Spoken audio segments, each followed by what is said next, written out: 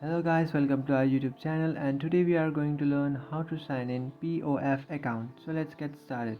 So if you want to sign into your POF account, what you can do is just simply open up your browser, and after opening up your browser, in search bar you can search for sign in POF, and after searching that you will come up to this page where you have to tap on the first option which says account login, plenty of free fish dating. So just tap on that first option, and after tapping on that option, now you will come up to the login page of POF.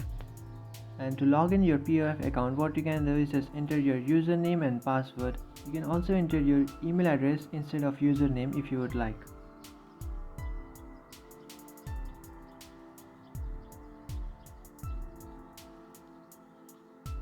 After entering your email address and username, now what you can do is just tap on login, and after tapping on login, if your username and password is right, you will successfully log into your account.